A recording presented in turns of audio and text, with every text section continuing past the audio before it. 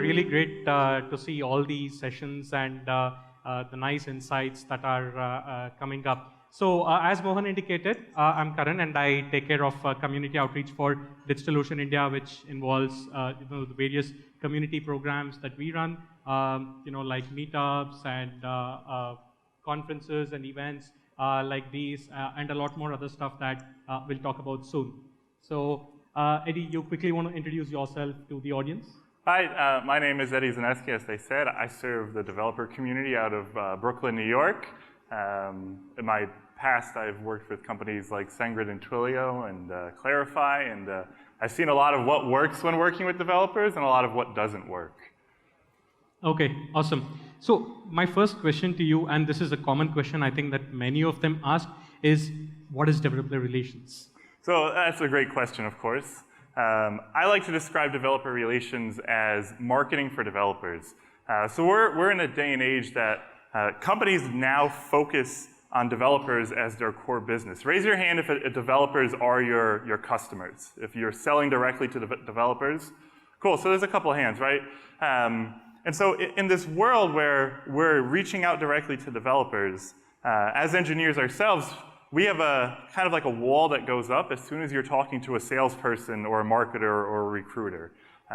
Technical credibility is everything amongst developers. And so developer relations is this arm of marketing that goes out there and is highly technical, very engineering focused, and knows how to talk to other developers. And at the end of the day, you're hoping to build relationships with them back to your brand. Okay, great. So typically, product management and product development has been a lot around what exactly is the product and what is the requirement of the market, etc. So can you share a little more insights as to how product development and building itself is more influenced from a developer-first mindset, and how developer relations actually play a role in the product roadmap itself? Yeah. So one of the biggest pitfalls that I've seen around building products for developers is thinking like a developer while you're building them. And that sounds a bit like a mismatch, but take an API, for example. If you're designing an API that's to be used by developers, it's very easy to be thinking while designing it, this needs to be the most efficient and most performant API that I can make. I need to optimize my database queries, make sure it's very efficient. At the end of it, the developer who goes to use and consume that API may realize I have to make 3 or 4 requests to get the data I need. But from the engineering side of things, it was more efficient to make someone do 3 different requests. But if every developer has to make those 3 different requests, then it should be 1 request where we give them all the information. So you need to sacrifice performance in that sense for developer experience. It has to be something that developers want to work with. And the other side of that is it's very easy to be building a product and not have ever consumed it. So we see this a lot with API companies where the people building the API haven't built an application using the API. So they don't know the struggles and they don't know the parts that are missing because they've never actually used it in a real world scenario. Okay, great. So just as an extension to that question, right? So what are some of the key trends that you are noticing when it comes to developer advocacy and developer relations in many organizations across the world and in India as well? Right. So one of the biggest trends that's cropped up in this developer relations field is going after influencers, community influencers, working with people in the community. I like to describe developer relations as 3 pillars: content, code, and community. And so content is like the education stuff that you put out there. DigitalOcean has a huge community section on the website where we write tutorials. We have a Q&A section. And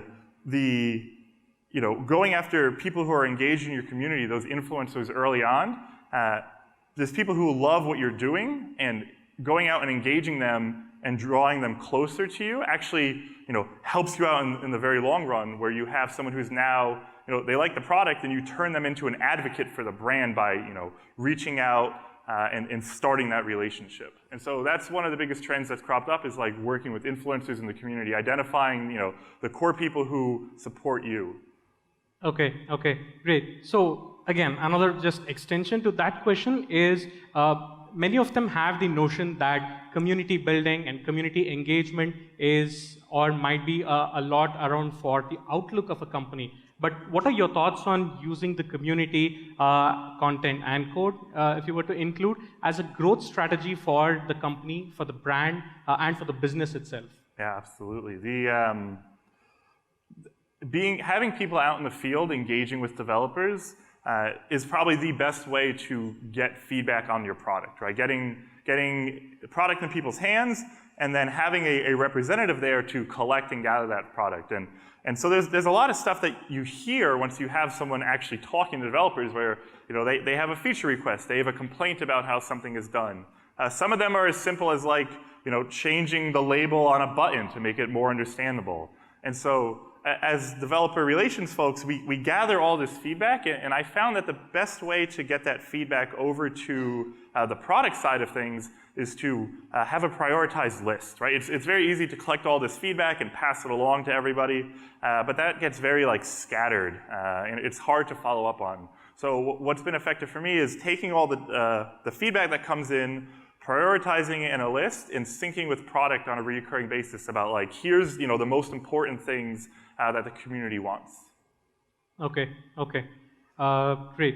So what has been your one most important learning in your developer relations experience back from Twilio, from SendGrid, from Clarify, and other companies as well?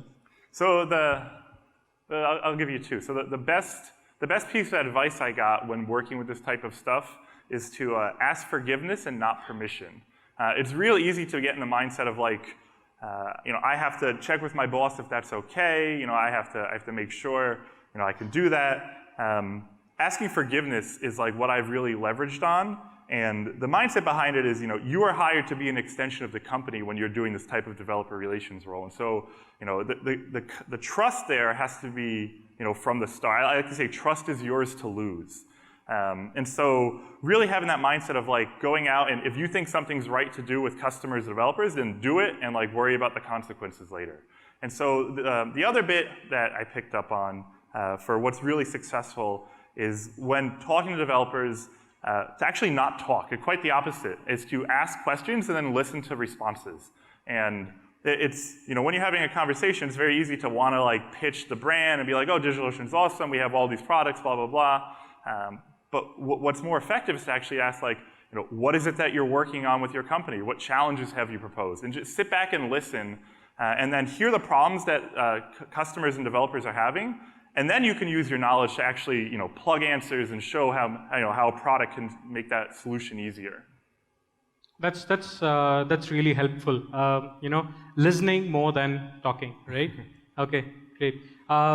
So one common question that both developers in their professional field as well as those who are getting up to speed with say new technologies or new organizations ask is what are those tools in my tool set, or what are those resources that a developer must tap into to get better and to grow professionally as well as improve what they're building upon. So what are some of those key resources that developers must have?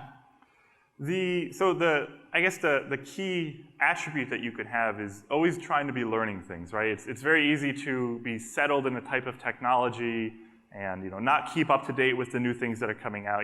I'm a big JavaScript developer, so keeping up with the JavaScript world is a very different story. All the JavaScript frameworks that come out, but don't give up on your inquisitive nature. Always try to be learning and stay up to date with a lot of the technology.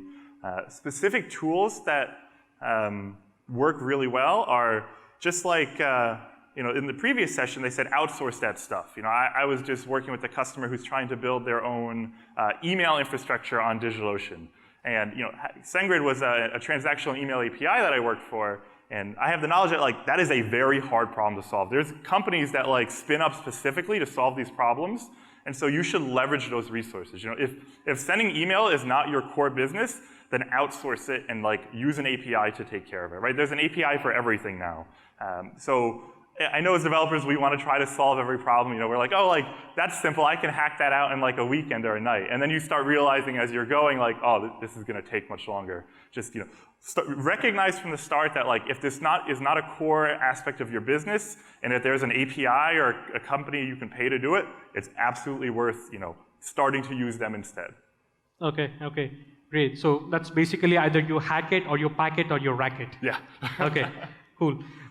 So one of the things that you mentioned obviously was listening to what developers have to say. I think a really great thing. So we can probably take a few questions from the audience, maybe 2 or 3 regarding developer relations or something that you would like to ask Eddie. Hi. You raised a very important point of asking for forgiveness as a lesson you learned through your career. Can you elaborate with examples what you meant and explain that to us, please? So I guess a very specific example, I was at a technology event that was to get veterans of the armed services in the US, so people who served in the military, and teaching them technology. And it was a great weekend of like sessions and learning to code. And then at the end of this whole weekend, we had like a happy hour. And it was a cash bar happy hour. So everyone was paying out of pockets for cash. And like these are folks that fought for the country that I'm from. And I was just like, they shouldn't be paying for these beers. After working with them for the whole week, we have sponsors that would have gladly sponsored this happy hour. So instead of like calling up my boss, and be like, hey, can I sponsor the happy hour? I was empowered to be like, go up to the bartender, just put everything on my tab, and I'll cover it for the night. And so that's a example of like, you think that's the right thing to do it, and then if there's a conversation you have to have later around like the consequences, then you have it, and but you are hired to do things correctly, that you think were correct. Can I just like list a couple of do's and don'ts of building a community around your particular set of tools? Like, can you just list out what are all the do's and don'ts to like build a community of developers around your tool? I'm sorry, I didn't catch that. Yeah. So what are some of the do's and don'ts if you're building a community around the tool? Right. So trying to build a community. So trust is everything, right? We've seen companies shut down, like Parse was a big developer tool that was loved by developers, and then one day they're just like, hey, we're shutting down Parse, Docker, as great as a company they are, they just shut down Docker Cloud. They gave people 2 months notice to migrate their entire production system. So as soon as you start violating the trust that you've built with your communities, it's a great way to like lose your community. So a do and a don't right there is, like focus on the trust, engage people that you see early on. One of the early successes that Twilio had was they found very specific people in the community that were like, this is awesome, I really like Twilio. They were the first paying customer. Twilio reached out very early on and was like, hey, like, how'd you like to join us for this, meet our product team? So like really recognizing the influencers. DigitalOcean did the same thing. We have the Q&A platform. And so we had very active people answering questions that were posted from the community. And so we wound up hiring these people. We hired a few of those people for our support team. And so there's a couple do's and don'ts. Happy to give you more after. Okay, great. I think that has been really useful from a community building and a developer relations standpoint. So any final thoughts that you had that you wanted to share with the audience today? Yeah, I love India. It's awesome. Y'all have some very great food. My stomach is adjusting to it, of course.